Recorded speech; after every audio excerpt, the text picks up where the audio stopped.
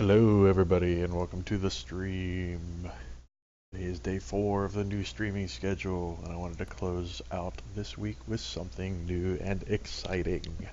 So I'm going to be showing off my initial impressions for a new game called BattleLore Command. This is actually based off of a board game by Fantasy Flight Games. And the Steam version of this was just released, I believe, on April 1st, so less than 2 weeks ago. And actually, I had no idea the Steam version of this game was even coming out, or that there even was a digital version of it until today. But I did stumble across it while I was looking up some other stuff on the Fantasy Flight website and decided to check it out. And so now you get to check it out with me. So full disclosure, normally when I do these initial impressions pieces, I tend to play the game for a little bit before I stream it, so that I'm not going into it completely cold. So we're going to be focusing on the campaign for this stream.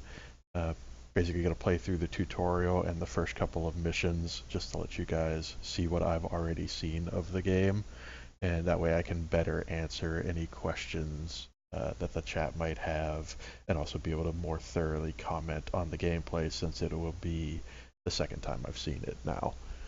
But let's go ahead and get things rolling and go to the campaign here. So one thing I'll say right off the bat about this game that might be a little bit of a concern for kind of hardcore PC gamers out there is that this is very much a mobile port. It looks to me like this was probably done using Unity, because I'm noticing some things like the launcher screen and some other little details that kind of lead me to believe that that's the case. But this is actually a game that I guess has been available on iOS and Android for a little while now and has just recently come to Steam. And one of the kind of telltale indicators of that is the fact that you'll notice a lot of references to input in this game refer to things as though you're using a touch screen, which of course on PC most people are going to be using mouse and keyboard. But the one good thing I will say is that while there aren't a ton of options here, there are resolution and full screen options, sound and music options, and they have at least bothered to put some key bindings in here for moving the map around and rotating and zooming and that sort of thing. So while there's not a ton of customization here in this PC version, there is at least kind of like the bare minimum that one would expect in a PC port. But you can obviously very easily tell that this game started its life as a console game. As a mobile game. Moved into summer, Baron Frederick. And actually, I just totally clicked the wrong button there, because that's how I roll. So let's go back here to the very beginning. Oh look, title screen, yay! Alright, let's try that again. So what I actually wanted to do here was new campaign, so you guys could see the tutorial. So let's go ahead and play through that. That'll also give folks a chance to, yeah, that's fine. I've only done the first couple things, so we'll just redo them right here, right now. Long ago, our land was peaceful and prosperous. Our forebears were content, and their children flourished. Yet while dark souls walk the earth, tranquility cannot last. One such soul was Lovar, a shaman of the eastern plains, who afflicted a dark metamorphosis upon his kinsmen, and renamed the wretched tribes the Uthukulan, the children of the Locust. The Uthuk were relentless, bloodthirsty, as rapacious as wild beasts, and as numberless as the stars.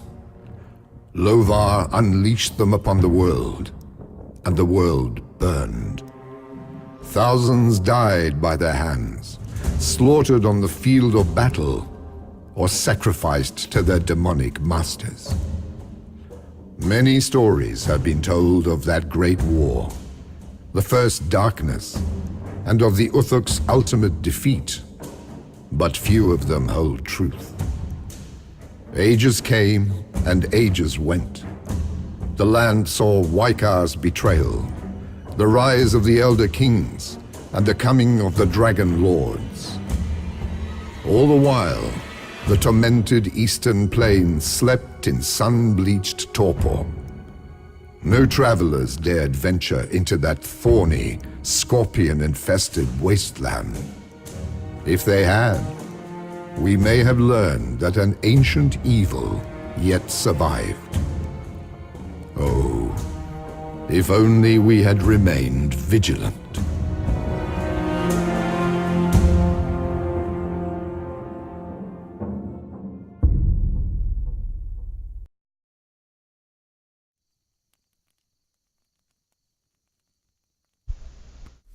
It began on Hernfar Isle, where an ancient Dakan fortress guards the eastern border of Kel. The soldiers at the garrison were accustomed to quiet, uneventful seasons, staring at the desolate terrain of the Rue across the river, where the only movement belonged to shadows and vermin. When the twisted forms of the ancient enemy began to appear, there was scarcely time to raise the alarm. The Locust had returned.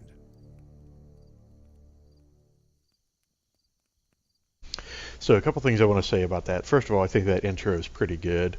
The one kind of major complaint I have about it is that it doesn't read the sound levels that you've set in the preferences. So even though I had the sound turned down pretty low, you'd notice that that initial intro video played at full volume, which is a big pet peeve of mine in game development. I swear I will give a big old hug to like the first developer who actually figures out how to read a sound preference file before playing the intro movie. That would be so great.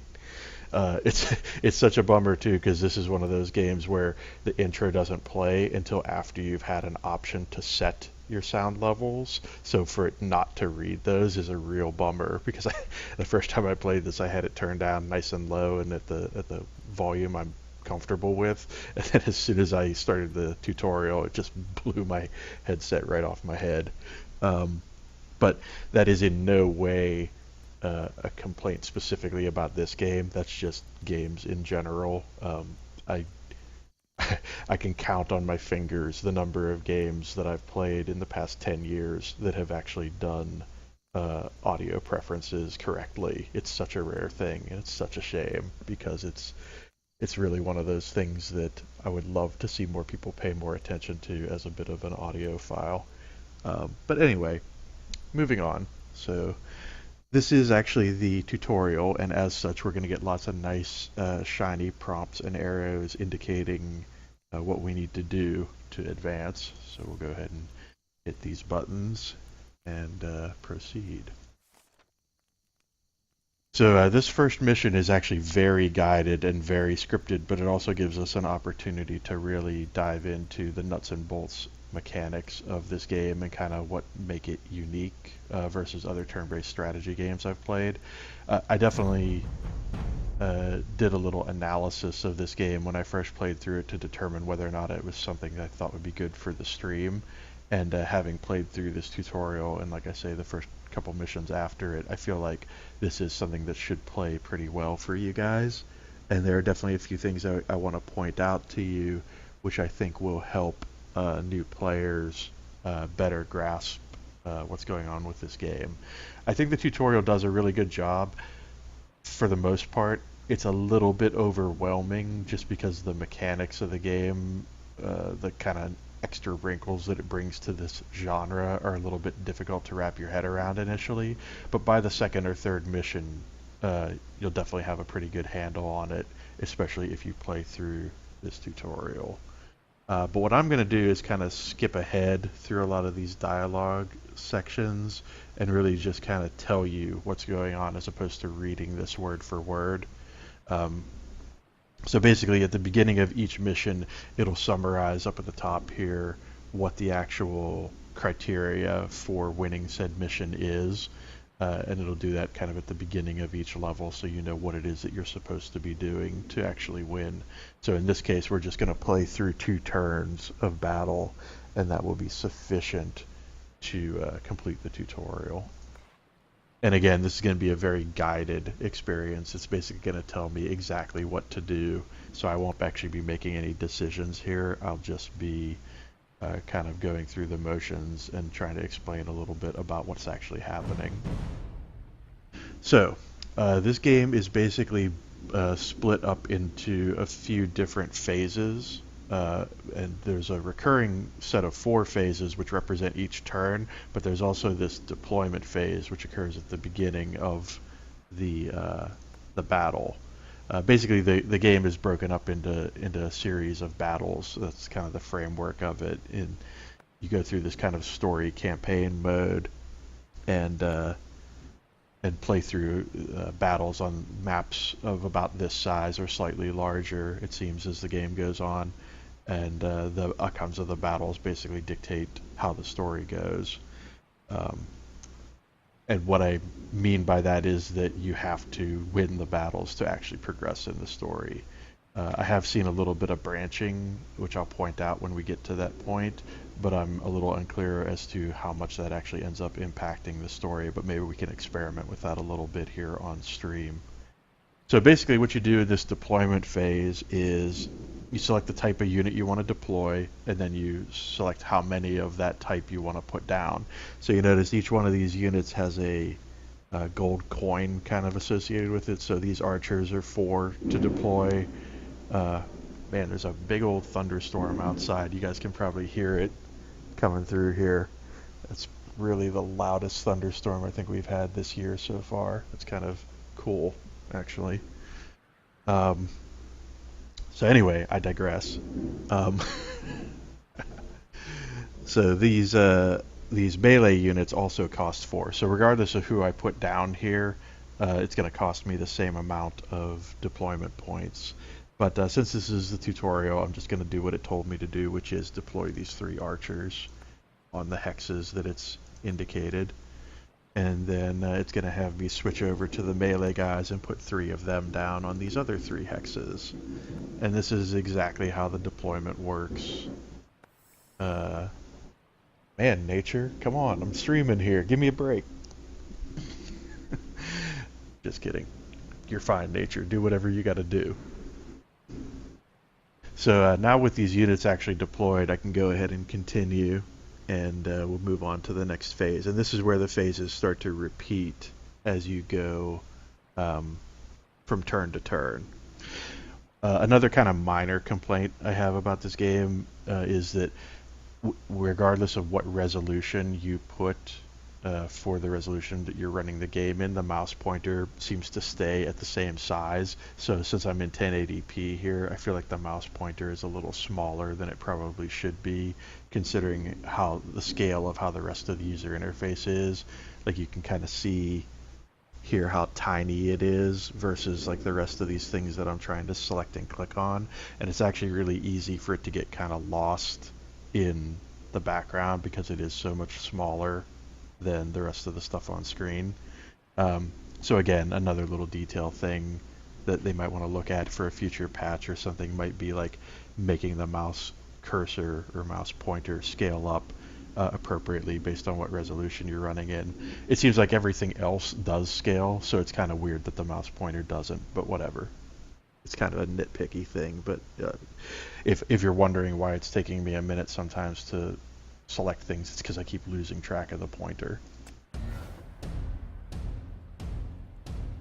Alright, so now the enemies deploy after you deploy, which is super fun because you don't actually get to see where they're going to be until you've already placed your guys, but whatever, we'll work with that, it'll be fine. So here it's talking about the different phases. So you got the lore phase, the command phase, the movement phase, and the combat phase. So basically, lore phase is like you draw basically what's effectively like spell cards, and those cards let you cast various spells at various points during the game to do like kind of almost, I guess a good analogy would be like hero powers on the battlefield that can like, or orders that can like boost your units or debuff enemy units. We'll get into those are actually covered pretty thoroughly here in the tutorial in a bit, so we'll actually talk about those more when we get to them. But for now, let's just go ahead and advance to the next phase. Okay, so yeah, here's the lore phase. Again, this is where you would look at the powers that you've gotten, and also this big number here down in center, in the middle center bottom here is the number of lore points you currently have to work with. I wonder if I can click on this now. No, it's not going to let me. All right, we're still in tutorial mode, so we'll just do this in the order it tells us. Okay. So here is one of the most interesting kind of wrinkles of this game. And this is something that actually took me a minute to wrap my head around. So you'll notice here in the kind of bottom third of the screen here, we've got all these different kind of layouts, or all these different kind of orders that we can give to our troops. And the way movement works in this game is, you probably noticed that this game map is divided into 3 sections. So you got these dotted red lines, these vertical lines kind of dividing the map into 3 sections. So you got like a left section, a central section, and a right section. And those correspond to the numbers that you see here. So basically when you go to issue orders on a given turn, basically these numbers are indicating how many units in each area or in each zone of the battlefield you're actually going to be able to move that turn. So in this case, the tutorial wants us to move 1 unit from the central zone and 2 units from the left zone. And if we were to be able to deviate here, you can see here would be moving 3 units from the right zone. So if we were, for example, to select this one, if we could do that, which we can't because we're in the tutorial, but bear with me. If we could select this one over here, then we would have to move 3 units from this right side of the map, because that would be the only side of the map that we can actually issue orders to for this turn. So this will make a little more sense the further we get into the game, but this is kind of one of the unique mechanics of the game that I think makes it kind of interesting, because rather than just being able to issue orders to the entire battlefield or any unit on the battlefield, you actually have to pick and choose how you're going to divvy up what units are doing what each turn, because you won't always be able to move every unit every turn. And so that kind of leads you to do some interesting things. So now you'll see a couple different things. So when we say, okay, this is the pattern of movement we want to use, so you see here, like in the middle zone, we have 1. So that could be this guy, or it could be this guy. But you see how this guy is standing on the red dotted line? Because he's right on the line like he is, he could either be considered the middle or the left.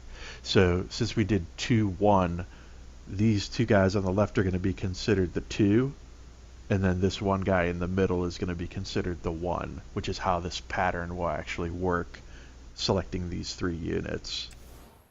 And I'll kind of go over that again as we get deeper in.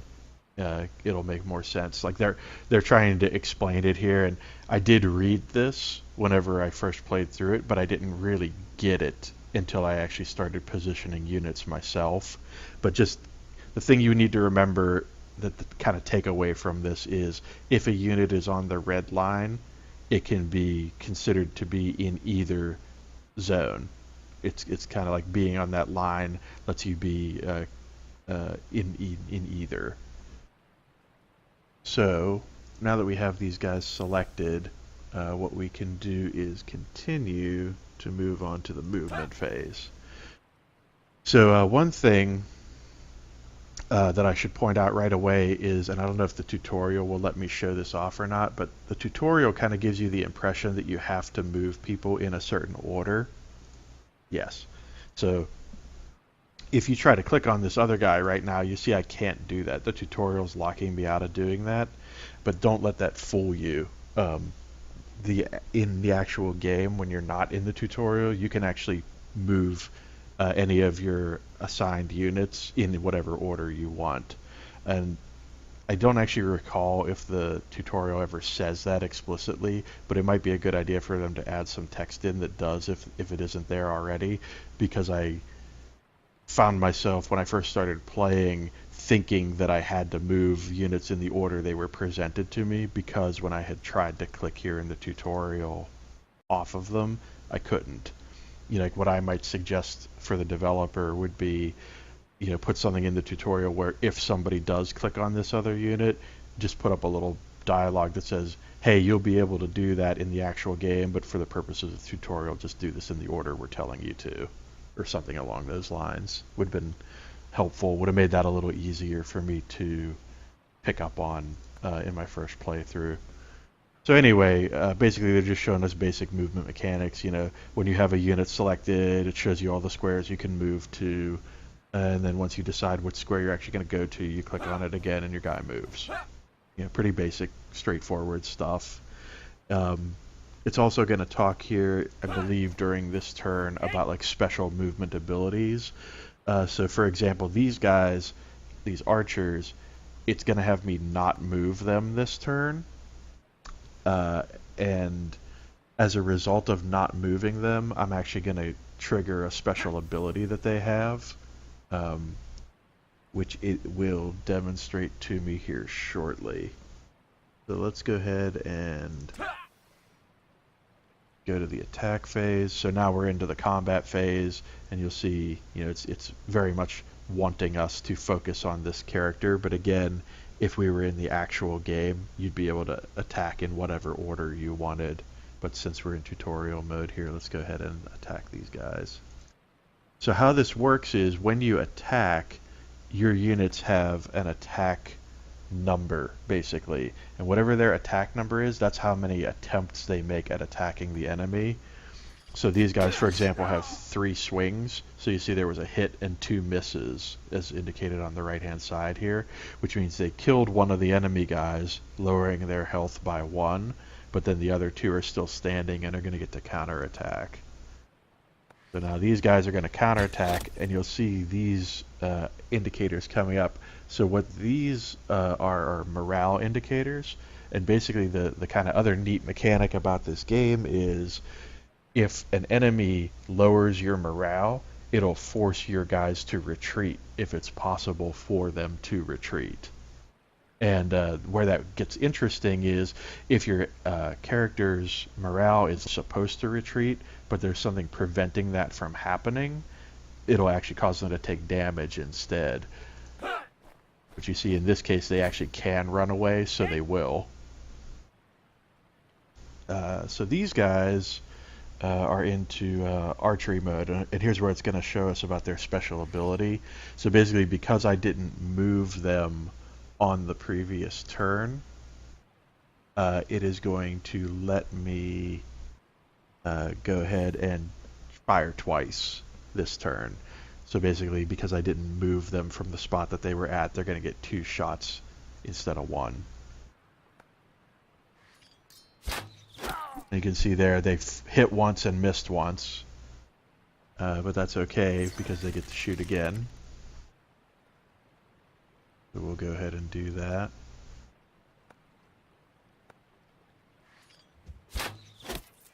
Alright, so they thinned them out a little bit, but not enough to actually take them out. But definitely made them much weaker than they otherwise would have been. And so these guys, again, they're just going to attack. And I believe here is where it's going to show... No. I thought it was going to show them retreating here, but no. Okay, so one thing that happened here is the third attack on these guys was this magic symbol, and basically that's lore. So whenever your guys generate lore in their attack, that gives you an extra point here to work with in your spell casting, which is kind of cool. So basically you have like 3 positive things that can happen in each attack and 1 negative. So you can either just straight up hit somebody and do damage to them, or you can lower their morale, which can cause them to run away or do damage to them depending on the circumstances, or you can generate lore, which will feed into your ability to cast spells that can affect the battle in a more grand kind of scale. So that's kind of what they're showing here, is the generation of lore based on that third pip being the lore symbol instead of the sword. Alright, so these guys are going to get to counterattack, and actually they're going to use an ability here that they have, their inherent character ability, which basically makes them stronger whenever they become wounded. So basically they're going to berserk rage on me for their counterattack, which means they're going to get to do way more damage to me than they otherwise would. So you notice that was 2 swords and 2 morales, which is why 2 of my guys died, and then my guy had to run away 2 squares to like represent what actually happened in that counterattack. Alright, so now we move on to the enemy phase, where we basically just get to watch them beat on our guys for a bit.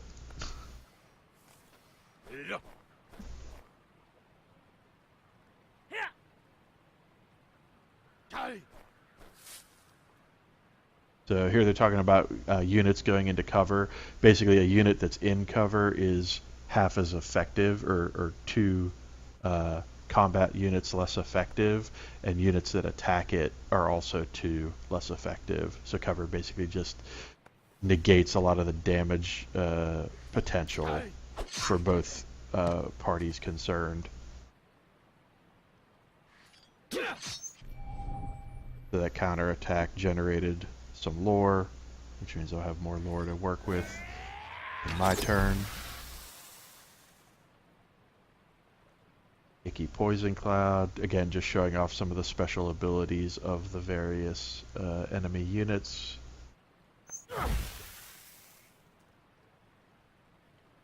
They're generating lore and forcing us to retreat.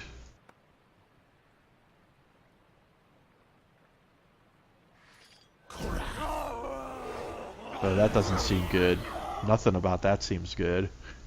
Alright, so these guys are getting damaged. Basically it means that, yeah, you can read it for yourselves. They're basically using their ability to do 1 damage to the target unit, and then we retreat because of the morale loss. So these guys also have an ability where if they make an enemy unit retreat, they can advance towards it as part of their attack. Okay, so now we're back around to our turn. So the thing about this is the command section of the game becomes really important, because the enemy player is held to the same constraints that you are when selecting which units are going to move per turn. So whenever you're figuring out like which one of these commands you're actually going to issue, it's kind of key to keep that in mind. So like if you see the enemy moving in zones that you know you will need to move in yourself, that's going to kind of dictate which one of these orders you actually issue. So in this case, it wants us to do a 210 command. Yeah, okay, so that's the one so now notice the one we played last turn is grayed out. So now we're going to have to pick a different one because we can't use that same spell anymore. So what it's actually going to show us here in the tutorial is how we can use this guy to refresh that list. So if we did want to get that command back, we could use this refresh order, which would then allow us to move 1 unit this turn, but then unlock all of the commands that had been previously used up. But since we don't actually want to do that this turn, we're not going to do that in the tutorial. We're instead going to do this command off the wizard guy. So we got the wizard down here and the scout next to him. The wizard guy is going to let us use this command to move 3 infantry. And you notice he has another one to move 3 archers. And the thing that's important about these commands is they are not bound by zone. So it's any 3 infantry or any 3 archers, regardless of whether they're in this left section, whether they're in this middle section or whether they're in the section on the right, which is why these are pretty powerful commands. And you'll notice that since these guys are all spread out all over the map, this is a good command to use right now, because otherwise we would have had to have used up a pretty powerful basic order to get this same effect. I think we actually could have done this if the tutorial would have let us, but since we're kind of on rails here, we're just going to have to do what it tells us to do. Okay. So for our purposes here, it's going to set us up to move to a different area here so that it can show us some of the other ways that units can interact with each other.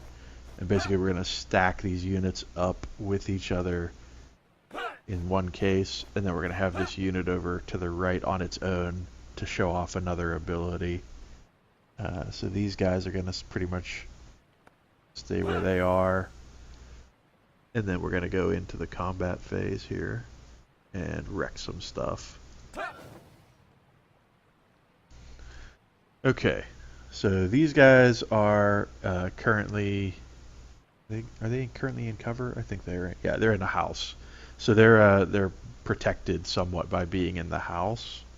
And they can attack these guys who are out in the open, so that should be pretty good. Although 2 of their attacks missed, which is suboptimal. Aww, poor little guys.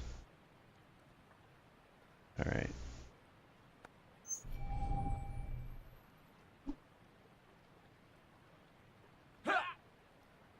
Alright, now these guys are going to attack. Now I think what it's going to show here is, I think these guys are going to get a morale. Yeah. So normally these guys would have to retreat, but because that rock is there blocking their retreat, they're actually going to take damage instead. So this is how like the morale can actually end up damaging an enemy if they can't actually run away when they're supposed to. That's what this is showing off. And then we took that guy out, and our guys have the ability to move forward after they defeat an enemy and occupy the space that that enemy was in. So we're going to go ahead and do that. And then we got to look at using our hero powers now, or our lore powers. Okay, so this one is pretty cool. And you'll notice that one thing it's going to show here in the tutorial is the power, how much it costs to actually use it. So this one doesn't actually cost us anything, but it does have this criteria on it, which is play only if you've eliminated an enemy. So because we actually killed that enemy, we can actually cast this one,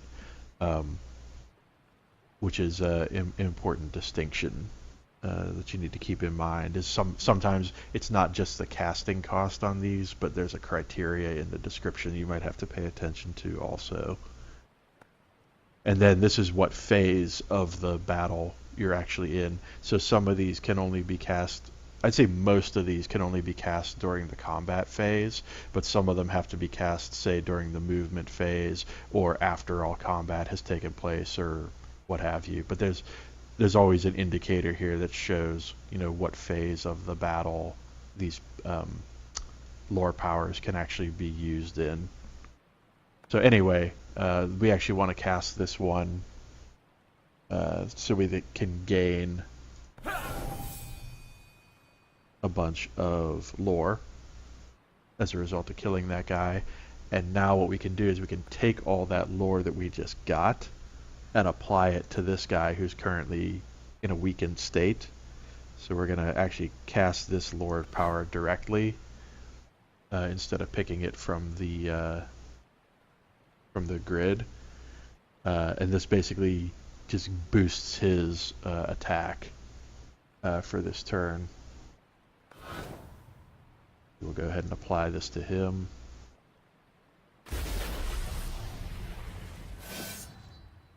And now he'll be even more baller than normal when he goes to attack this guy. Let's see the result of that.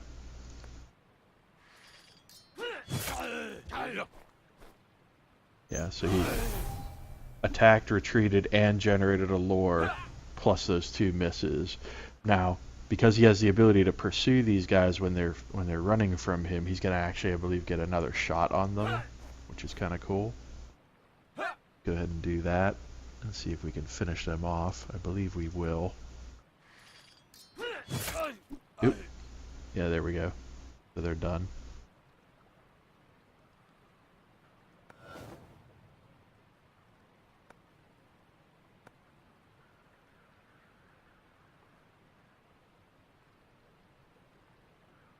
Okay, so yeah, we're gonna do this one. This is another ability. We still have a couple of points left, and you notice this takes 2 to cast, so we still can do that.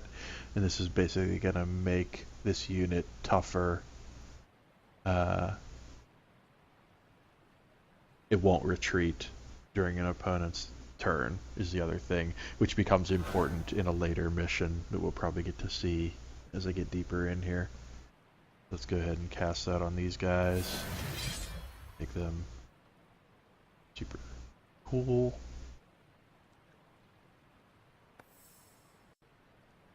And then go ahead and advance. So that's basically going to take us to the end of the tutorial, because I believe when these enemies come in, they're going to run amok on us. And we're going to decide that it's best to leave this horrible place instead of trying to fight all these guys. But it is going to show us here. So these guys have other guys backing them up. And so because of that,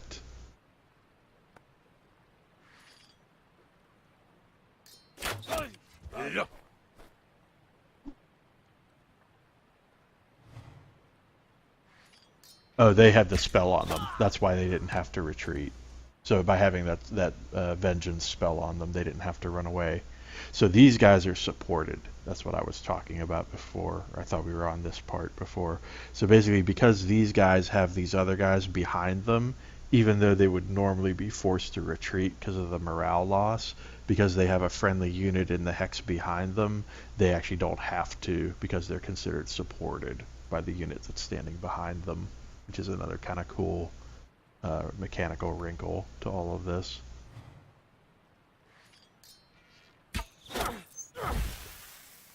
That guy's had better days.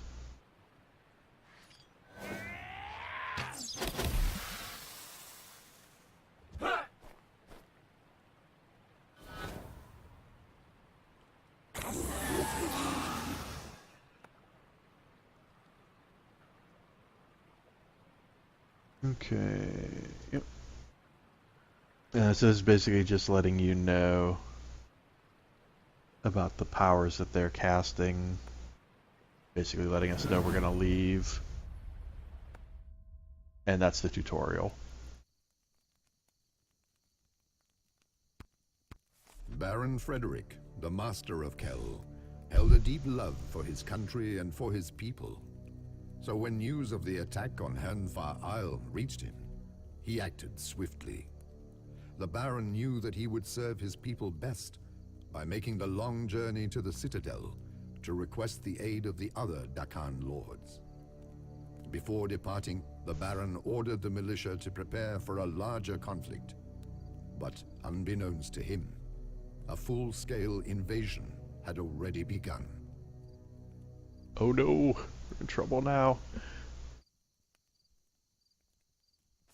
Alright, so the first time I did this, I actually took this mission. And it's basically the same. It's basically just prevent the buildings in the town from being burnt, and then you get a couple of units as a reward. But I noticed that you could also pick this version of it, which seems to be basically the same thing. The tricky thing to this is, when I did this one, the other one went away, which led me to believe that it was kind of an either-or choice. So I'm actually going to do the other one this time, just to see what the difference is. It might just be a question of like what the map looks like, but I'm kind of curious, so let's go ahead and give that a shot.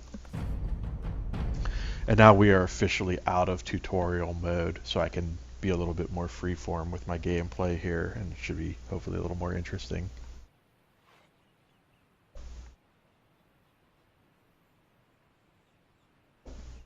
Alright. So we got some dividing lines here. We can't let the people be in the buildings at the end of our turn, or that will be bad. They will burn them down, and that will be bad for us. Alright. So you notice that it always aligns things in a way where, you know, the left, middle, and right columns are pretty obvious, again, with the red dotted lines separating them. So when you're thinking about where you're going to put your guys, it's pretty straightforward for the most part. Now what we definitely want to do, I think, is get a couple of archers in where we kind of know the enemies are going to be headed, because we know that the buildings are their primary target. But what we probably want to do is get some melee guys out around the perimeter that can kind of intercept the enemies as they come in.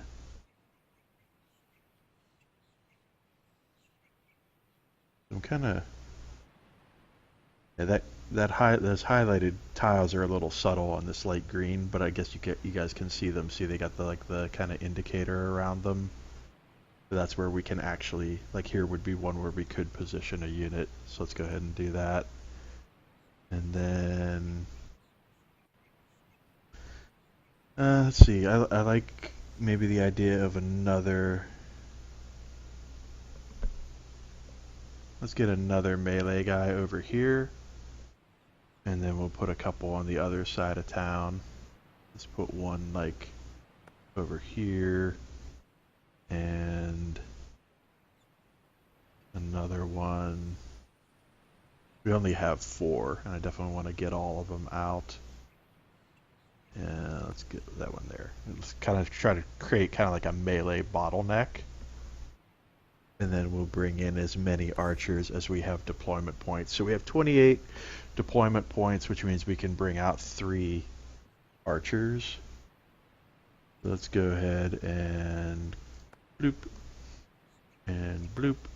And how about, let's just make an archery Triforce there. How about that? That'll probably work out well.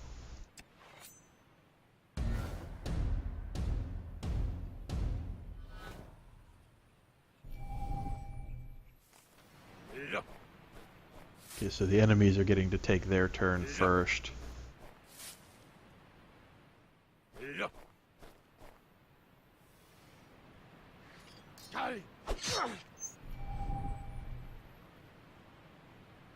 We lost one of our archers there, and they didn't lose any. We both gained a little magic. Our guy got rocked pretty good.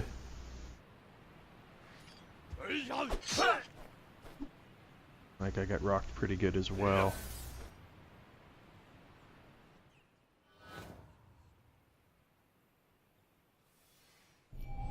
Okay, I think what we want to probably do for the most part is just try to respond in kind as much as we can to what they just did, because we are really playing defense here. So let's look at a good matchup for that. I think would be like a 1-2. So one in the center, and then these 2 guys in the right. So we could actually have probably have this guy, since he's a fully healthy archer. We'll take this guy and then see if these 2 have any juice left in the tank. See what we're gonna do here on this side of things. Alright, so that's 1 in the middle, 2 on the right. Let's fight. Okay, so these guys don't really need to move. I guess I could move them into the house if I wanted to. But I think what I may do is move the other guy into the house instead. Let's go ahead and keep these guys where they are. Let's see, can we hit those enemies? from here? It doesn't look like it, so we're going to have to move slightly to be able to do that. Let's go ahead and... Oh, wait. Okay, now it says we can. Is that a lie? Are you lying to me, game? We've got the indicator here that we can hit them. I don't want to move these guys if I don't have to, because I want to be able to take the 2 shots. But let's see if that actually works. And then...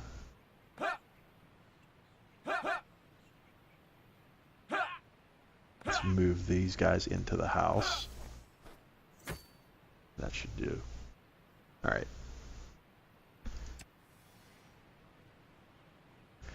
Okay, so these guys can attack. I'm not going to have them attack first. Let's have the healthier unit attack first.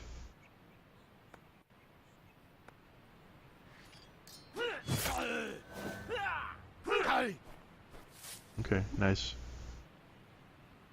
I like that. Yeah, let's pursue them, why not?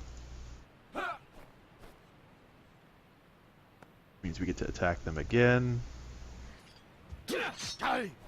Drive them a little further out. I would have liked to have killed them, but I guess getting them out of position is pretty good. You know, these guys... Yes, they can fire at them. Excellent. So they should get 2 shots. So we just built up some magic. That was good. Now we're up to 4. But that didn't really help us from the standpoint of actually killing these guys, so hopefully our second shot will do better.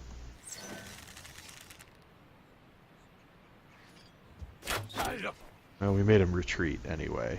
That's something, I guess. No real damage, though. So that's kind of a bummer. And I think that's since we did make these guys retreat, we have no action to take with this guy, so he's just gonna have to stay in the house and chill out. Although before we move on, let's look and see if there's any powers we can use, any lore powers. So we can actually block the first lore power that the enemy might use in their turn. I think it's a little early in the game to do that. I'd rather save my lore because this power here is pretty cool. Your units ignore the first damage against them in combat. Yeah. And they become immovable during your opponent's turn. So if we need to defend one of these houses, it would be nice to be able to pop that lore power. So I'm going to hold on to those points and just save them for next turn. Let's see what these guys do next.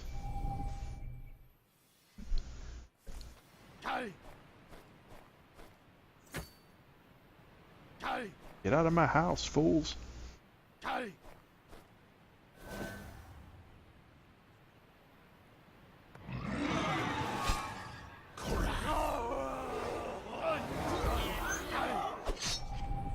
That all seems terrible. That was good. That was not so good.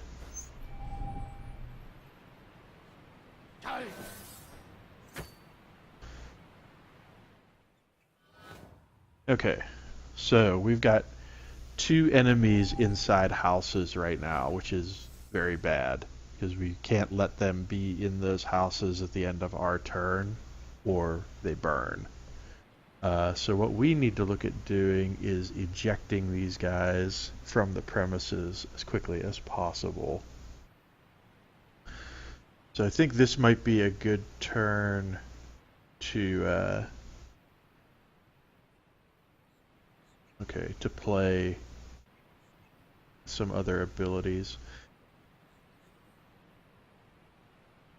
I wonder if these archers could actually hit these guys in this house. Let me see what kind of configuration of units I want to use here. There's the mouse pointer. Alright.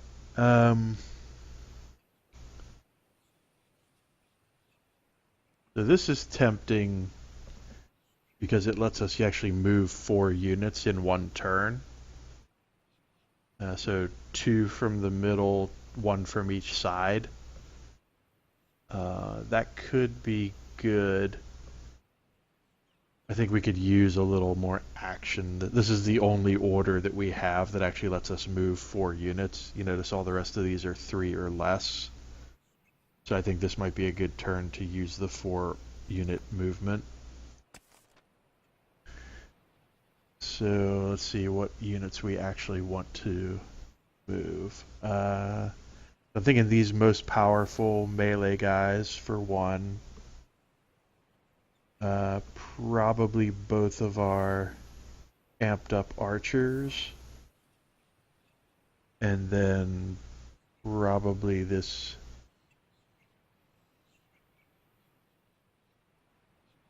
other melee guy. Actually, well, I can't move that guy because that's too many in the middle. We've already got 2 in the middle. So let's go ahead and move this one. This should be okay. Let's see what we can do with this combination. Okay, so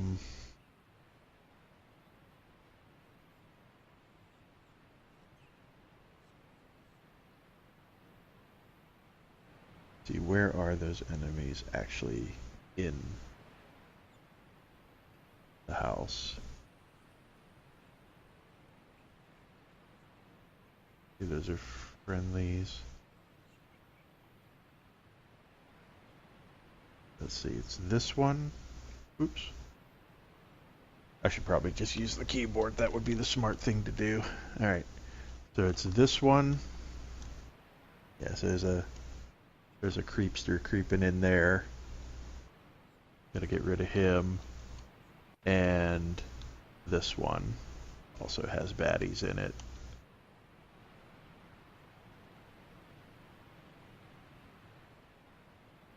Right? It's weird. It's almost like that one's already destroyed. But it really shouldn't have been because they haven't been in there that whole time. Unless I missed something in the previous turn that they did. Alright, we're not going to sweat that. What we are going to do is go jack these fools up. So, I think these archers are probably slightly less of a threat than these other guys are. So we're going to try to move them off the map with these guys. And then we're going to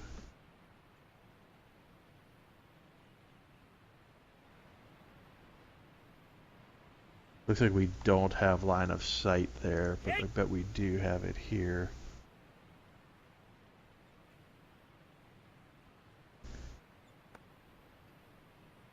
Yeah. So I think I'm just going to have these guys stay where they are and take their 2 shots. These guys are just going to go in between. I basically want to put these guys on either side of this enemy so that when they fight each other, they don't have to retreat. They don't have anywhere to retreat to. And let's see. This guy right here.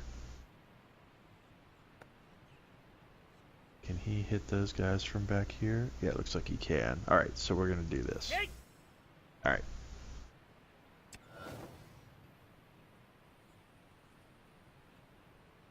Let's go ahead and look at our shooting options. Let's have these guys fire here.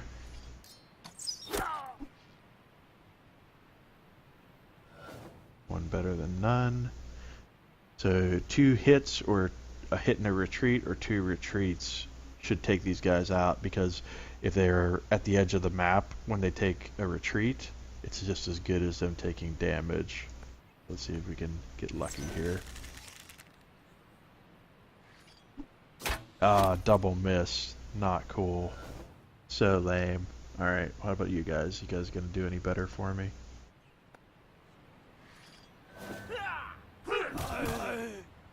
That was pretty good. He got rocked pretty hard. Alright, he sacrificed himself to damage me, but that basically took that guy out. So let's look at moving up here so these guys can't retreat. And since we can pursue, that's basically a free attack for them. Yeah, we made him retreat. I guess is okay, although we kind of made him retreat in the wrong direction. But that's okay. We're at least controlling the situation somewhat. Alright, let's see if we can kill this guy with our 2 shots. Well, we got him out of the house anyway. That's a good thing. Let's see if the second shot will do any better. He doesn't have line of sight through the house, unfortunately. I don't think we can actually do anything else with this archer, sadly. But at least it gets him out of the house, so we don't have to worry about them burning that house down this turn. Okay.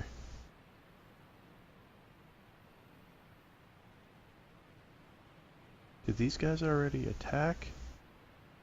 I remember them attacking this turn. Kinda weird. Huh.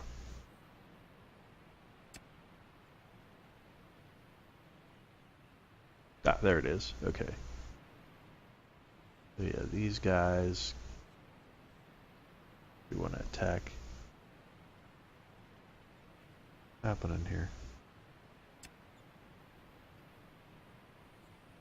Like the hex.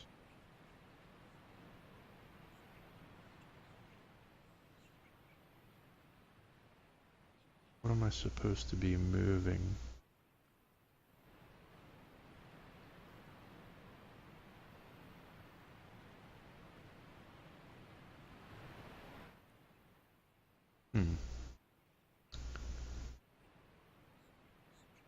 Not sure what's going on here, to be honest. I'm used to it. So I hit this guy, and he ran. I guess I don't really have anybody to fire on for this second shot. Or maybe I do and I'm just not seeing it. Like, I'd like to fire at that guy, but I can't.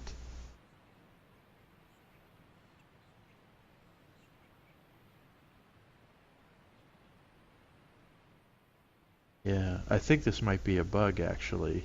Because I think there's nobody within range for them to take their second shot. At least not that I can see. And so now they're just kind of hung out to dry because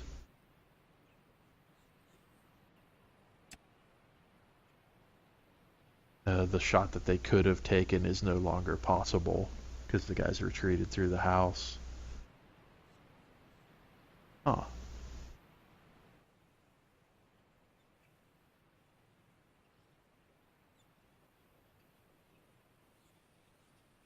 Yeah, that's kind of a bummer. I wonder if I can just give up that attack.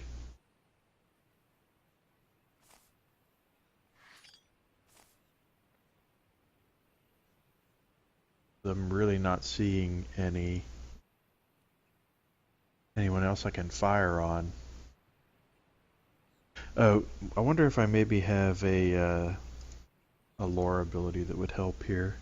I can't activate that stuff while I'm in this mode anyway.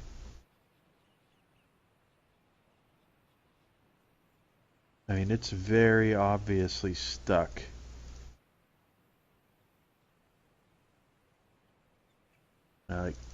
Cancel myself? Okay, no target available. Okay, alright. So these guys can go die in a fire.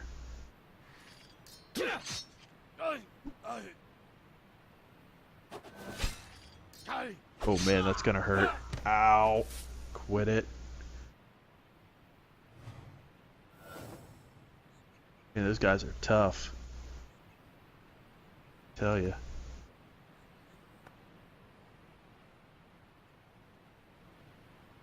I thought I was gonna. Oh, I guess I didn't get to actually move this guy, so he doesn't get to attack. That makes sense.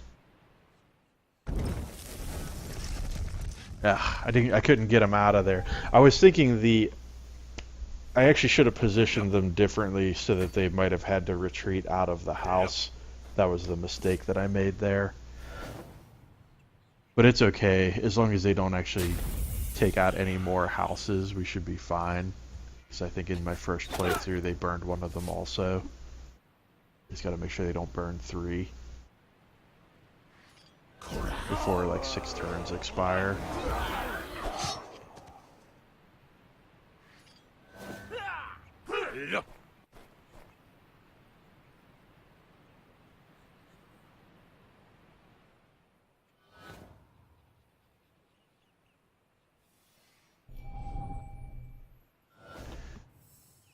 Okay, so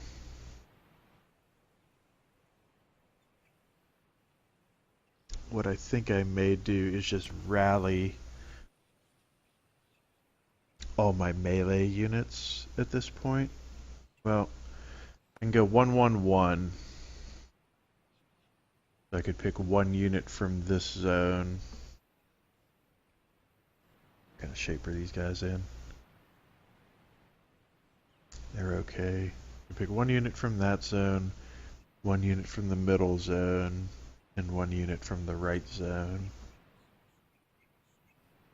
Nobody in very good shape in the right zone though. So how about 2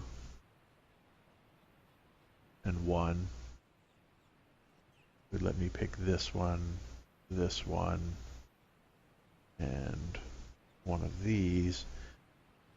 I actually think I might just take the 3 archers for a spin this turn, honestly. That might be my best option, because they're all in the middle here. Oh, it's actually only 2 in the middle, though.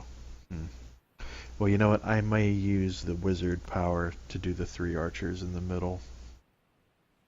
I could do the 3 melee guys this turn, or I could do the 3 archers this turn. I think right now my archers are stronger than my melee. So let's go ahead and use these 3 guys while they're still reasonably healthy. Okay. Let's see what we can do with them.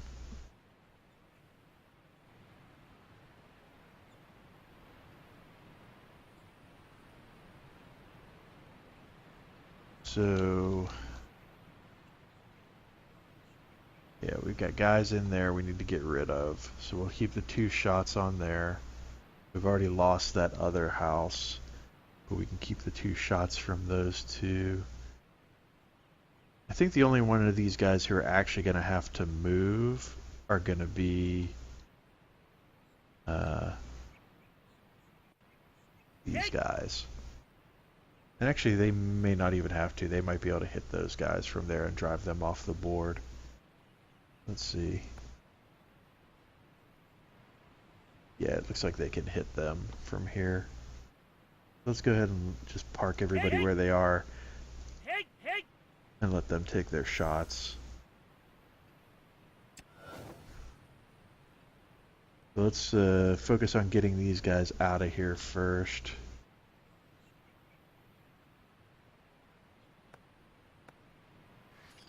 That's a good hit. Put up some magic, never hurt.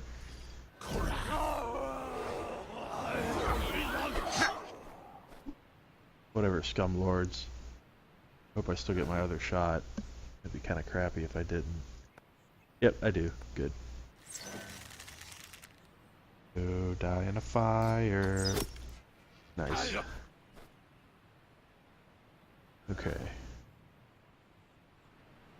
Let's see, are any of these guys still alive in this house? No, it doesn't look like it. Looks like we cleaned them out. Yeah, it looks like they're out of there. So what that means is that these guys right here can... Let's go ahead and hit these guys as they retreat. Cool.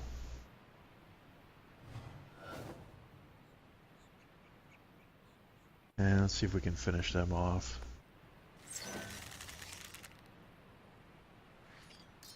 Nice. Nice, nice, nice. Alright. Like that. And now, oh. Why do these guys get another shot? I'm not complaining, mind you.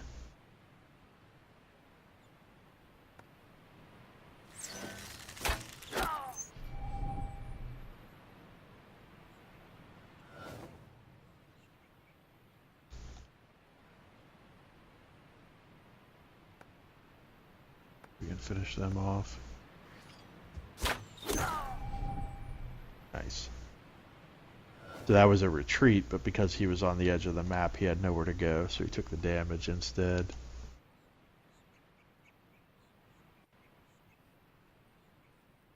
That actually is really pretty good. It's really pretty good. We put a pretty good hurt on them, actually. Then we'll probably let our melee guys go next turn. Oh, they got another shot? Heck yeah, we'll take that.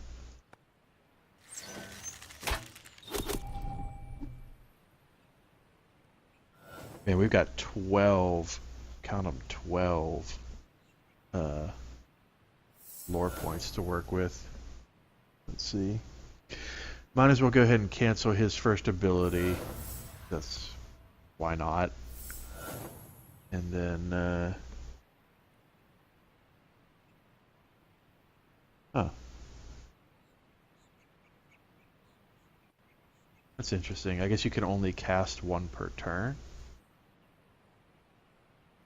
No power cannot be used at this time. Yeah, I guess because I chose to do that other one, it wouldn't let me do that one. I guess you can only do one per turn. Good to know. I feel like I've done more than one per turn, but maybe I haven't.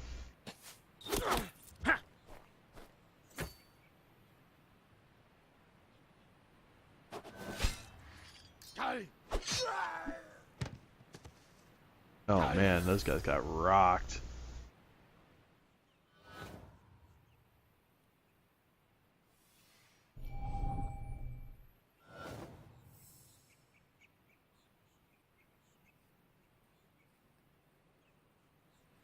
Alright, so let's see what I got left here. We're coming up to the end of this scenario. I don't actually have to hold out much longer. Let's see who we've got left. So we've got archer there, melee guys here and here, and a melee guy here. So if I go for the 3 melee guys, I can move all 3 of them this turn, even though they're in different zones.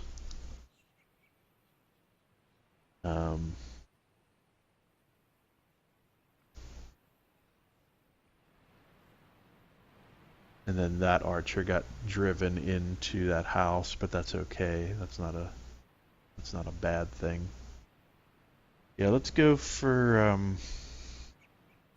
the wizard's 3 melee order, and get our melee units into better shape. Go ahead and pick that. And then that is this guy, and this guy. All our melee units are kind of struggling right now, so kind of want to either have them do something or be dead. So let's see if I can get these guys into position to actually do something. Yeah, not quite. See if I can at least kind of block their path. And then this guy can stay where he is. And we'll go ahead and do our attacks. Yoink. Yeah, so we have this guy attack first. Nice shot.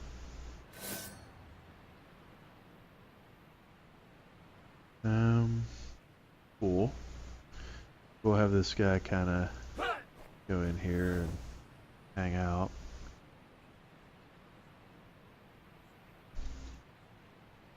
I don't think we actually have any more attacks this turn because we're not actually in range of anybody with the units that we have active, which is a bit unfortunate, but c'est la vie.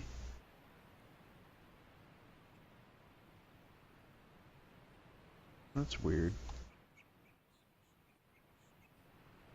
Okay, there's those guys. They're not quite there. Okay, gotcha. Alright. I think this might be their last chance. I think this is about to end. I think as long as I can drive them out of that house before my turn ends, be alright.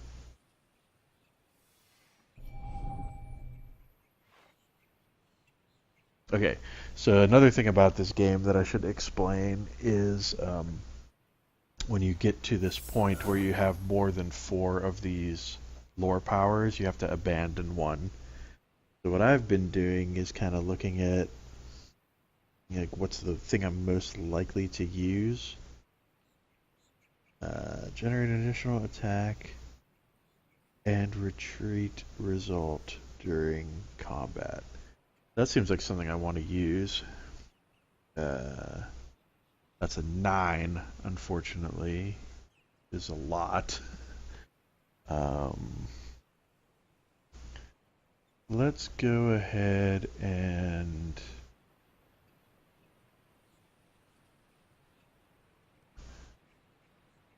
let's go ahead and ditch this defensive spell, and we'll keep all the more offensive stuff.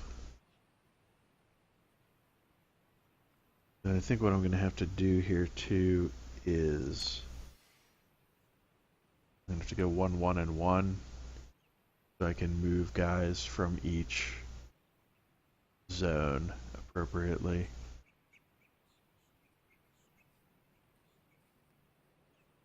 So we've basically got to make sure that we get those guys out of that house. That's like key. So we're going to have to pick this guy. And let's go ahead and pick this guy. Oh, actually, wait. This guy, because you have line of sight on that house. And then,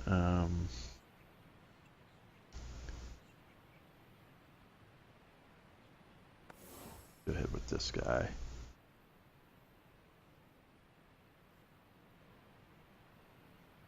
Is that what I want?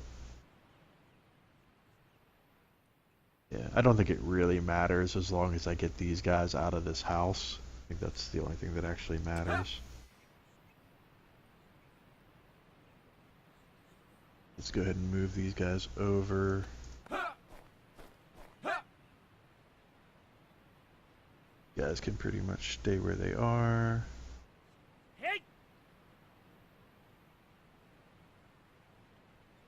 These guys have the shot from where they are, so let's keep them there for 2. And then let's go ahead and activate combat. Let's see. Go ahead and use this crazy baller power. Where is it? It's 9. That seems pretty good, right? Oh yeah. Oh yeah, that looks pretty bad. Okay, so these guys... Well, let's go ahead and hit these guys first, I guess.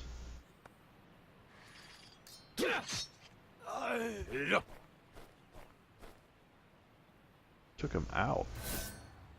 And let's go ahead and put him in the house. Protect that. And then nothing in range for those guys. And nothing in range for those guys, so I think we're done.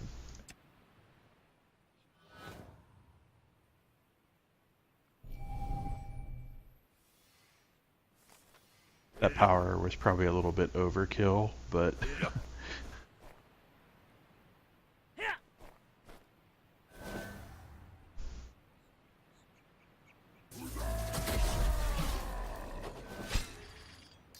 whoa, what the heck is going on there? You see that madness? He must have had some kind of level 9 power of his own. That was crazed. I probably should have used the sword power actually, because I really didn't care about them retreating so much as I just wanted them not to go into those houses. So in actuality, that was probably a bit of a mistake. But you'll have that. Let's see, what do I have left as far as selectable stuff goes? I probably should look at refreshing here pretty soon. But actually I think having these two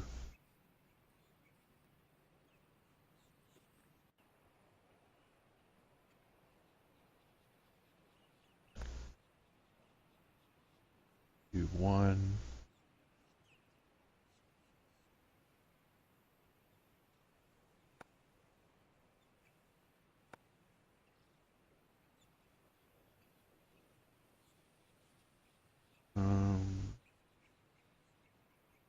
Two is probably enough to get him out of there at least.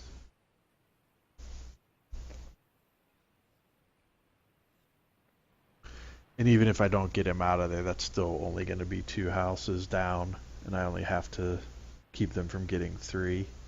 I don't think it's really going to matter, but go ahead and take that. And that, I guess. Let's see, can you guys see those guys from there? No. See them from there? Yes. Okay. You go there. You guys can see them from your house, that's cool. Stay where you are. You get your 2 shots. Do I have anything that boosts archery in my lore powers? Let's see.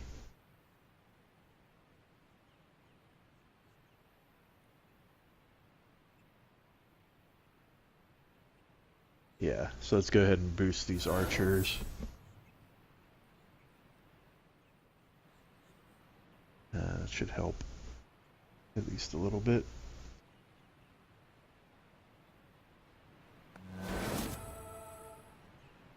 Give them some mad archery hype. And let's see if that helps us drive these guys out. Oh yeah. Oh yeah. That was pretty good.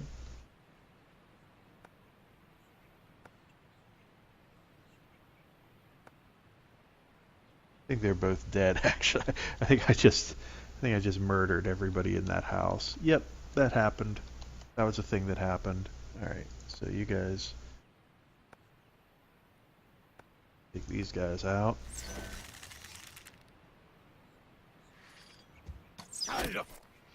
We drove them away a little bit. That's pretty good. Build up some magic. That's pretty good. These guys have something that they can shoot at according to the game. So, what might that be? No? What are you guys seeing? Oh, there they are. Okay. Yeah, so we'll go ahead and shoot these guys. Because we can. Nice retreat. That should keep them nice and far away from us. And I don't think we have any lore powers left to use. No, it seems like we're limited to 1 per turn. That's what it seems like.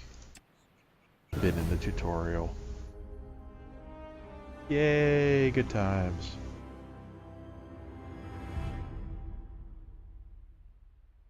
Cool.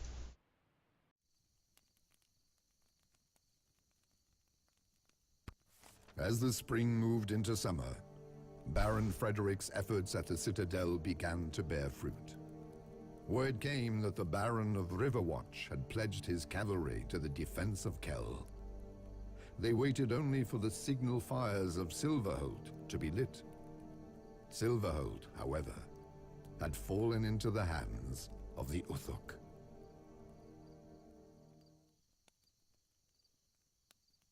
Okay, so we completed that. That was good times. And I can tell you now, having done both of the two possible first missions, this next mission seems to be the same, no matter which of those first two you do. So that it isn't really like a branching path, so much as it is just a choice that it gives you for what kind of map you want to play on. So the difference is that this one that we did, the map was a lot brighter, like a daylight, kind of nice, cheery looking map. The one over here was a lot darker and more grim looking, so it's probably just more of an aesthetic preference, honestly, which one of these two you want to do. But let's go ahead and see if we can do this next mission. When I played this the first time, I actually failed it. So one way or another, we either fail it again, or we will prove victorious, and I think that will be a good way to wrap things up as we're getting to about the half-hour to go mark. So go ahead and play through this scenario. So basically we have to go stand on these three indicated hexes, and we have to be in them at the end of the enemy turn to actually light the fires, and we have to light all three of these to succeed.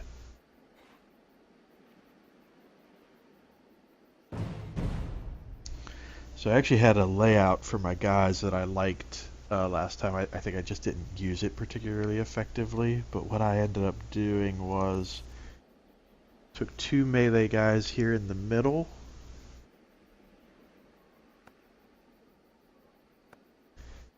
and then two melee guys here on the outside,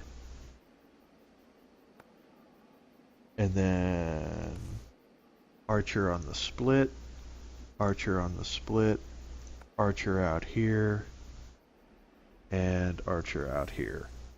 And I think this will give us a pretty nice little division of power, and then based on where the enemies end up spawning, we will see how we proceed. Yep, that's a lot of enemies, same as last time. So I think the big mistake I made in this scenario when I did it the first time was that I tried to advance on all three lanes at the same time. And I think what I want to do this time is really focus on one side at a time and getting each one of these things lit, and kind of forcing the enemy to move the way I want them to move instead of how they might otherwise want to move. So I think what we're going to do is, for our command phase, let's go ahead and start on the right flank.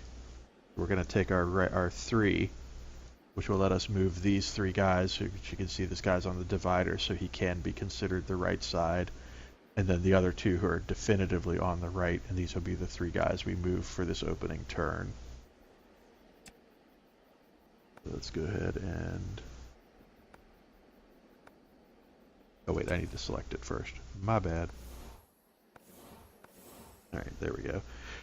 And honestly, for me, this is the level where the whole zone selection thing really clicked, where I was like, oh, I get it. I see what they were going for with this now. Okay, so archer guy, I don't believe he's going to be able to hit anybody from this far back. Yeah, so there's going to be no bonus shots for him. But what we might be able to do is, if we move this guy up first, we'll be able to put the archer behind him and prevent him from getting knocked back, in which case well, let's just bring this guy up where we want him to be. this melee guy. And now we'll position the archer behind him, kind of back him up and make it so he doesn't have to retreat. And then this archer, let's just check his LOS. I mean, he has the LOS, but he apparently doesn't have the range to actually hit those guys. Let's go ahead and move him up and keep him on the line so he can be considered right or center. And then we'll go ahead and move to our attack phase. Cool. Alright, so this guy can definitely take a shot. So let's go ahead and do that. Try to soften these guys up as much as we can. Nice shot. I will take it. And then, I believe that's it. Because these guys are no targets in range. No targets in range. Okay. That's our first turn. Let's see what the enemy does.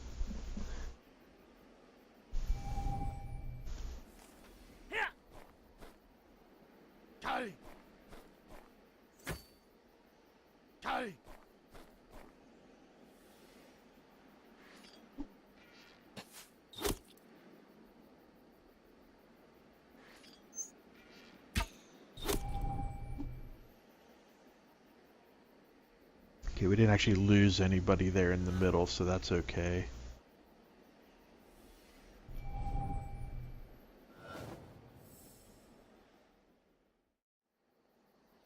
Okay. And now we've got 2 points to work with. Let's see if we can go 1 and 2. And still move these 3 guys on the right, because I think if we can just focus on getting this one lit, that's going to be what we're going to want to do. We'll just keep focusing on this right flank until we get this torch lit. Okay.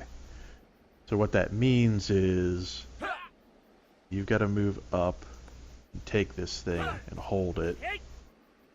You've got to move up to prevent him from getting knocked back, and you've got to do the same to prevent him from getting knocked back in the other direction. So this little triumvirate here that we have should ensure that we actually get this torch lit on this turn, unless something sketchy happens, like a push from this side that knocks this guy into these trees, or a push from the trees that knocks the guy off this way. But let's just concentrate on killing as many enemies as we can. So let's go ahead and... these guys are bad news. Let's see what we can do about them. Good, that knocked them off their game a little bit. See if we can get these guys out of our face. That was good. That was real good, actually. No, we can't pursue. We gotta hold our ground because we gotta stay on this square. And I think that's gonna be it for this turn. Yeah.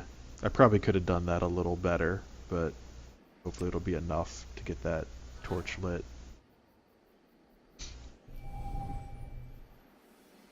Depending on where he moves. Now just don't make me retreat. Don't make me retreat. Oh man, that sucked. That sucked real bad. Oh, that was really awful. Man, that was awful.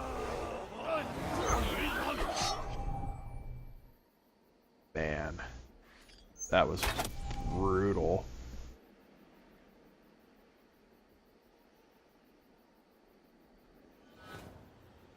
Okay. So what we clearly need to do here is use our wizard's ability to move the archers.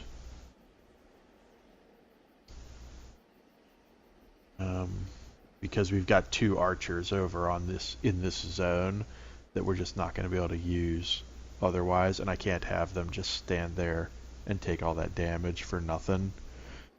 So who's our next closest archer? I think is this guy. So this will be the other guy who can move when I trigger the archer ability. It's probably not going to get to do too much. I might be able to move him up and have him take a shot at this guy, but I still think it'll be worth it. Let's go ahead and fire up the archers. And it'll be this guy, and this guy. So now, I think at this point, all I'm really worried about doing is inflicting as much damage on these guys as possible. So I'm not going to move either of these guys from their starting positions. This guy, however, I will move. I don't think I'm going to be able to hit him from there. Yeah, negative. I'm going to have to go on this side, I think. Yeah, that'll give me a shot. From there. And then this guy will hold his ground.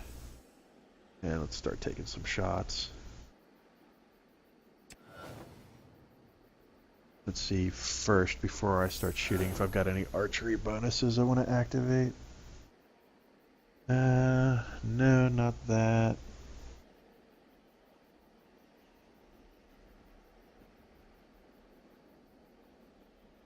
No, not that. Although I may want to save that 5 for next turn.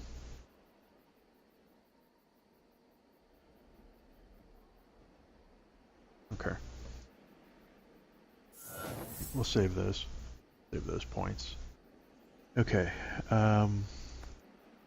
You hit him. Good. Good. Build up that magic.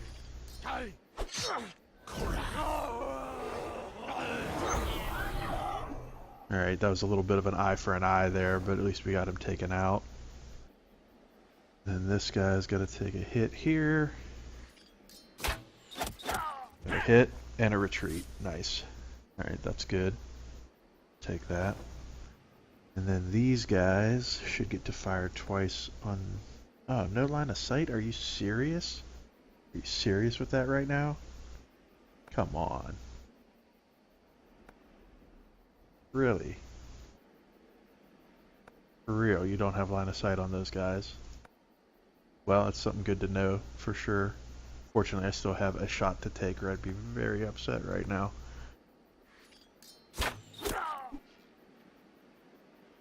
See if I can finish him off with the second shot.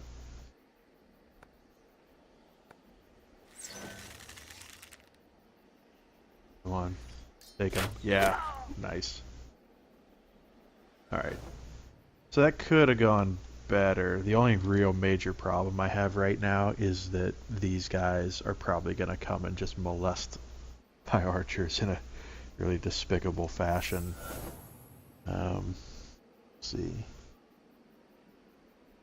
Yes, so we want to use one of these this turn because we're going to have to throw one away if we don't use one of these 4 anyway. And since we did kill an enemy, we might as well get the extra lore out of it. So let's go ahead and burn that. And then that just gives us that much more lore to play with next turn. Oh, did I get an extra shot here? Definitely don't want to skip that. Who do I have a shot on that I'm not seeing? I must have a shot on somebody.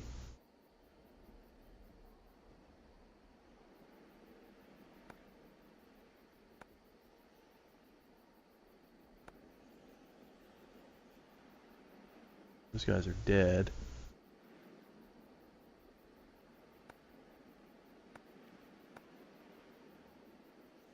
See, I don't think those guys are in that house anymore.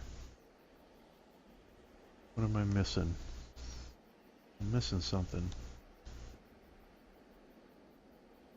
Guys retreated. No targets.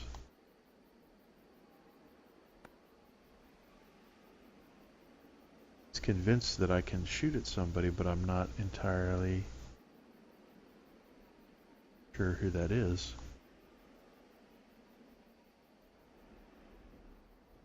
I hate to give up an attack.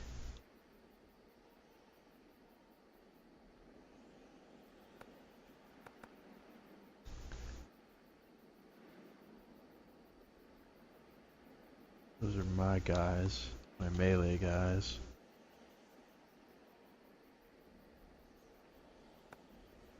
Oh, weird. Oh, okay. There was one guy on there. I didn't perceive that. Oh, did he seriously just defend that? Wow. Lame.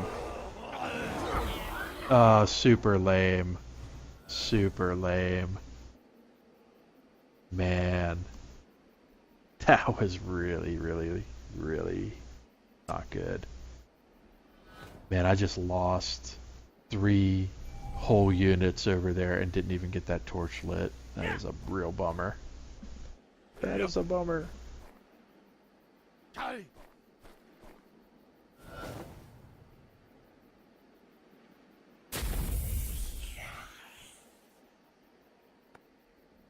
That guy just healed himself. That's not good. Oh man. That is super not good.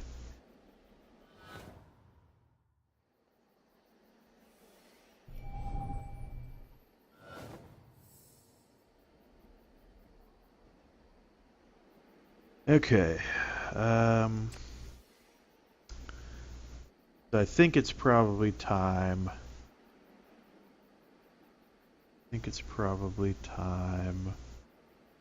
For me to play this. Get these guys involved. Yeah, let's remove the poison from them. And commit to that. So you guys are fine where you are in terms of being able to hit people, so I'm not going to move you. You can't hit anybody from where you are, so you're going to move.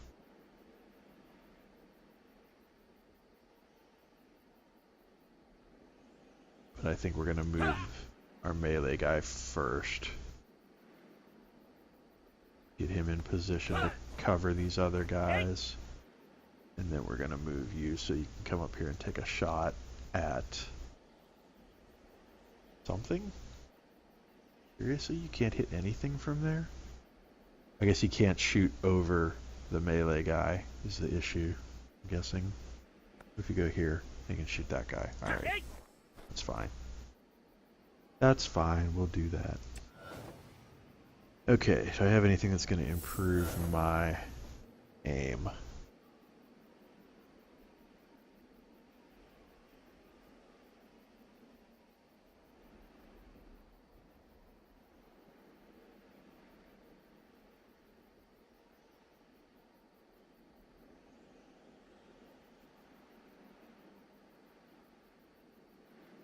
Okay,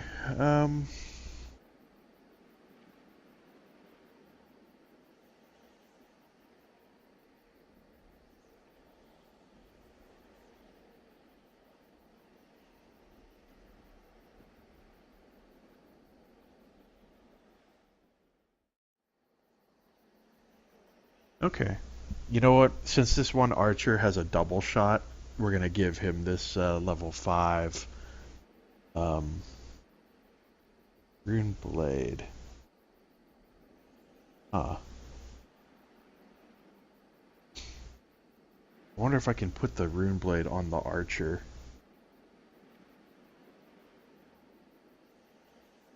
You know what? I don't have a melee guy in range, so I don't want to take a chance. We'll use this one this turn. And we'll put it on this guy who moved.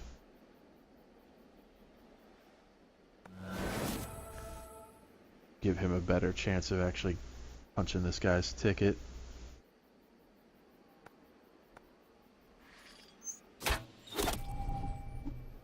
Man, really?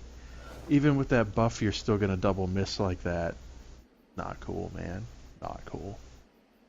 Alright. Let's see if we can...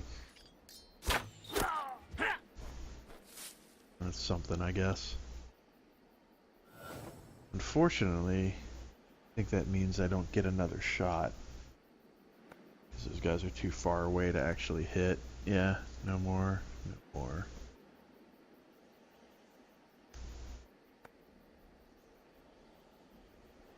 No more. That wasn't as effective a turn as I'd have liked. I think it was good from a positioning standpoint, but it doesn't really help my cause.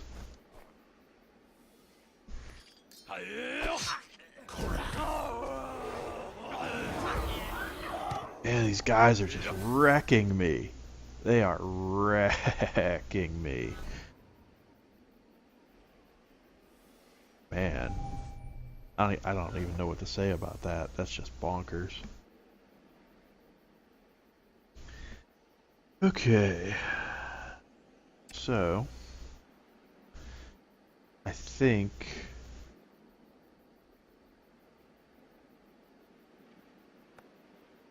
Man, I'm down to 4 units. This is terrible. Terrible. So I could move these 2 on the left and one of the ones from the middle. I think that's probably going to be my best bet, the way things are going. Definitely going to move these 2. And let's go ahead and move this one up. Let's see what we can do with him.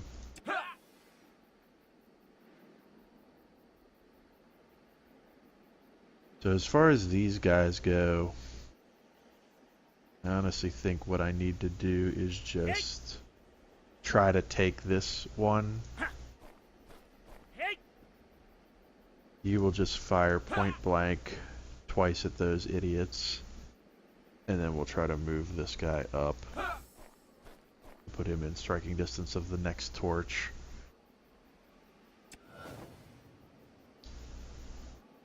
And so let's see. Let's use our 2 attacks from these guys. Let's see if we can get these guys taken care of. Missed. Not good. Oh my goodness, the pain. Wow, those guys got rocked. Tell me you can still hit that guy. That's something at least.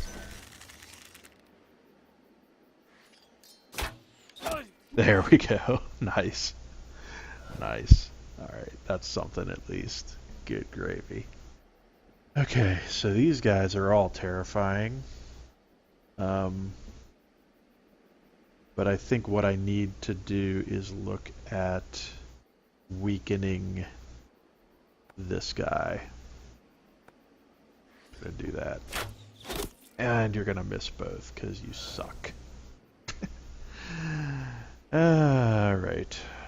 Let's see, do I have anything that's gonna protect me?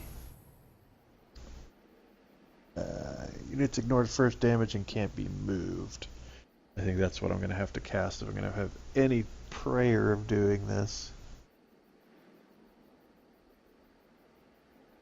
Yep. Yep. We're gonna do that. And hopefully that'll at least get that one torch lit. Gotta do something here. And let me just verify. Yeah, I cannot cast another lore power this turn. So let's see what happens.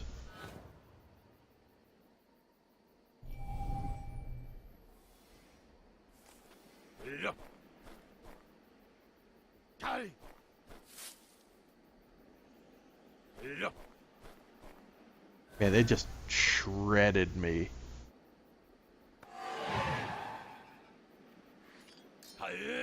I know this is gonna get ignored, which is good. Man.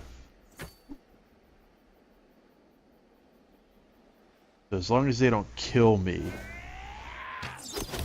Oh man, come on, seriously. Okay, that's poison, not death.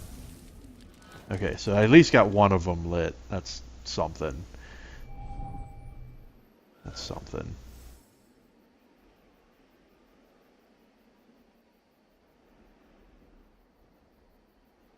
Okay. So now the question becomes... So this is archer. There's an archer up there. And then these two melee guys are my best hope because they're undamaged and they're relatively close to one another.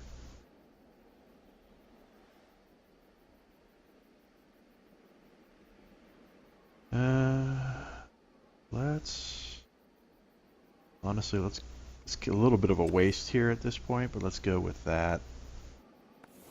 We can fire up. Let's remove that status effect. Sure, let's do that. And then, is there anything here I can cast at this point? No. Alright.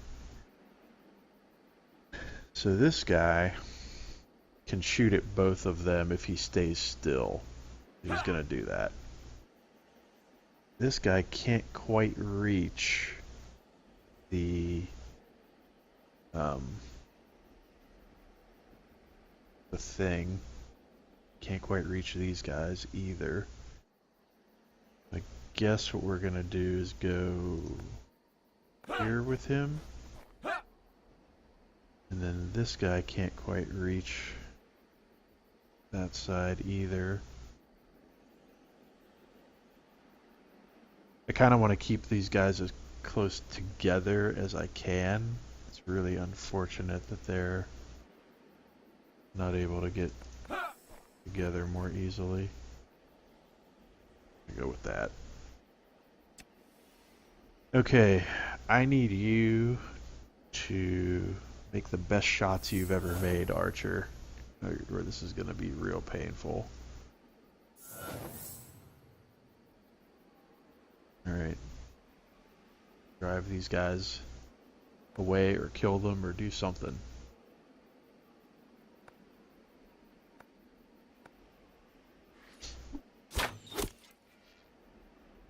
Or you could just miss. Or you could miss. That's a thing that you could do.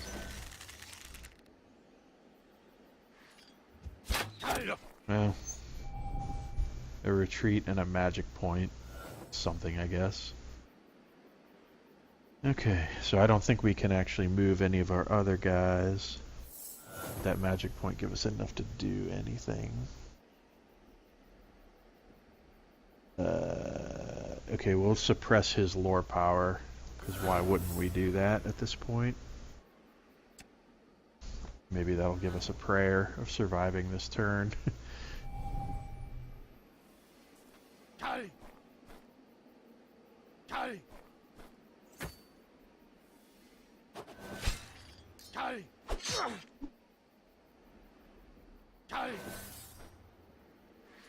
Alright, so those guys are dead. These guys are dead. Man! The sheer brutality. The sheer brutality of what's going down right here is just legendary.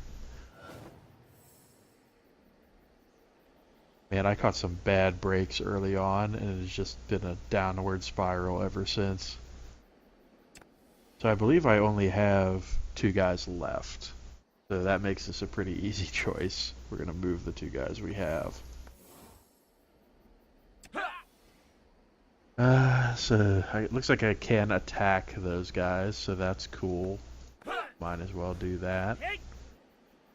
And then this guy, he can't actually see anything from there, so we're gonna move him up. And let him attack first, because why would you risk hurting these guys if you don't have to? Oh, it says they're not in range. That's lovely. Alright. Good times. Murder. Really? Alright, come on. I should be able to pursue. Nice. Alright, yeah, let's pursue these jerks. I gotta at least get this other torch lit. I gotta at least do as well as I did last time. Okay, good. That did something. Like that. Okay.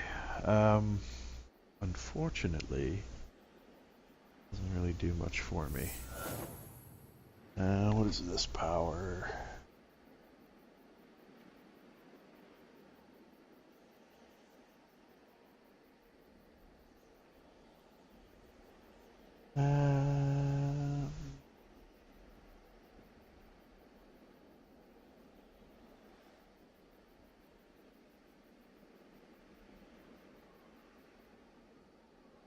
Okay, sure, why not? Try to keep this guy alive as much as we can.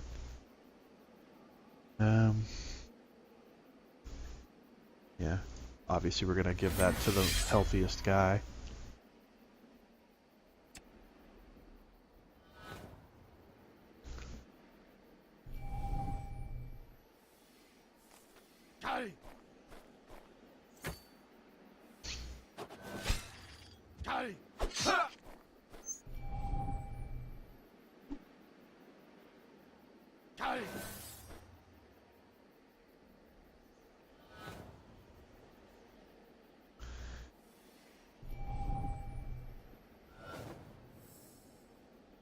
Alright, so this is a little tricky. 111 is all I have left.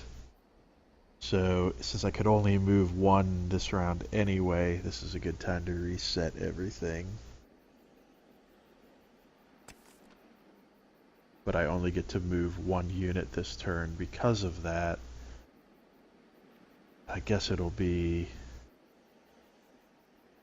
this guy. Tell me you can hit that guy from there. Yes, you can. Alright, good. Alright. Give it everything you got, archers. Nice. Nice.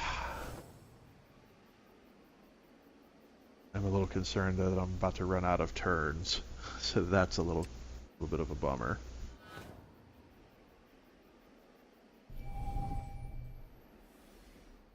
I think those pips up top are how many turns I'm taking though. I think I still have some time.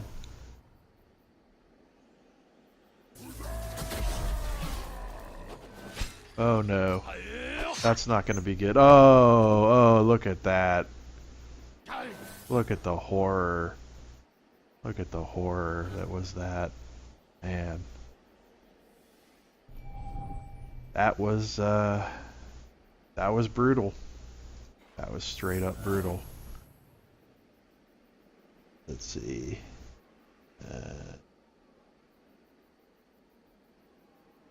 Yeah, we're definitely going to use the enchanted arrows, that's for sure.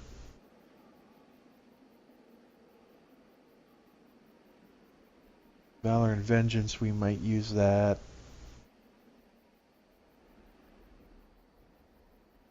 The adjacency thing we might use.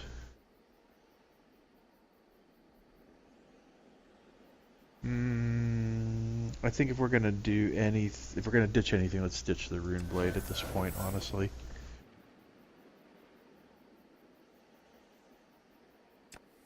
Okay. Well, let's go ahead and use that, because, well, that's all we got anyway. Can you see those guys? Yes, you can. Alright, excellent. You're gonna fire at them. That's what's gonna happen. And can't actually use that yet. That's fine. Do I have any bonuses?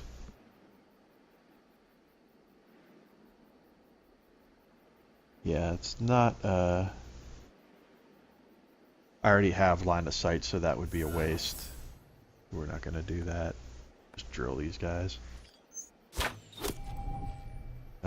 Cool, I guess. But you know what would be way better than that? Is if you killed them.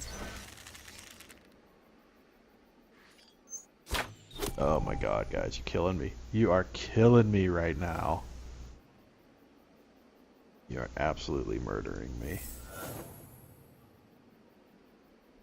Alright, let's try to make them as tough as we can, because they're about to get rocked, so...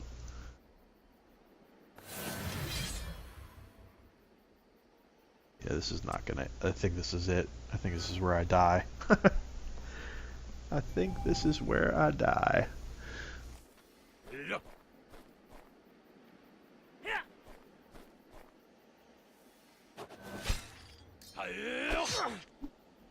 Oh yeah. Dirt nap. There it is. Dirt nap.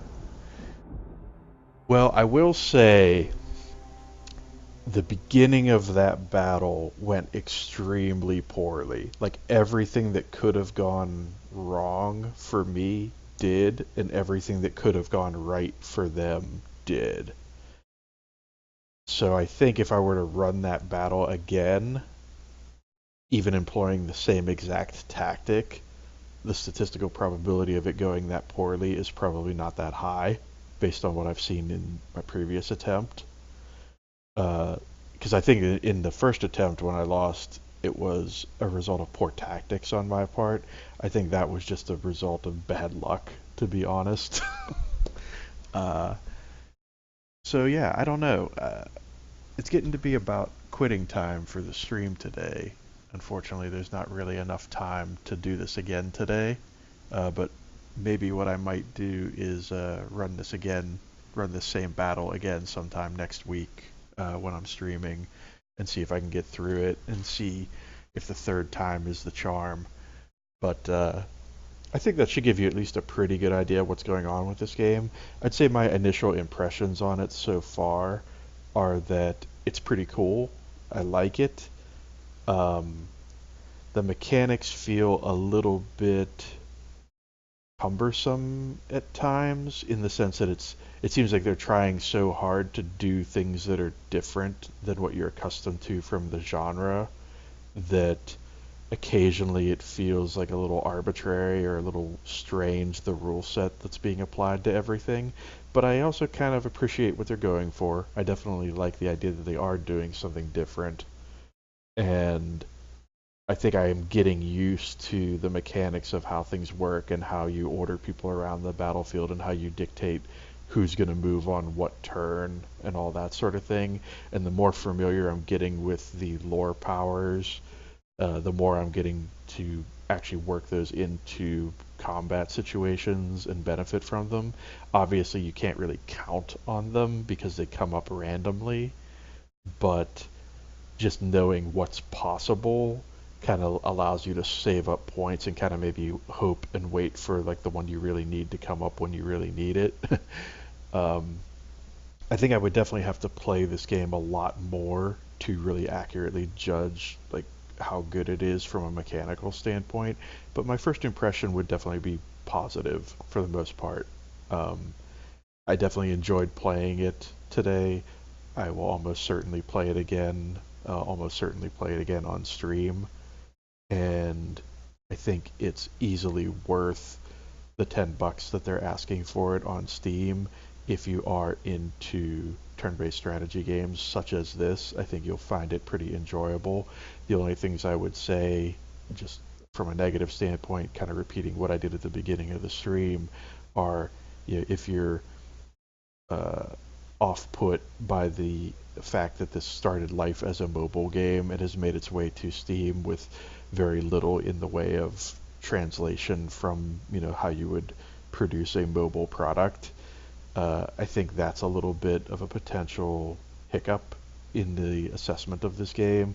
I would have liked to have seen them put a little more effort into, you know, updating the game tutorials and such to like be more reflective of the input devices that are used on PC. You know, like seeing all those references to tapping on things or, you know, touching things just seems a little weird.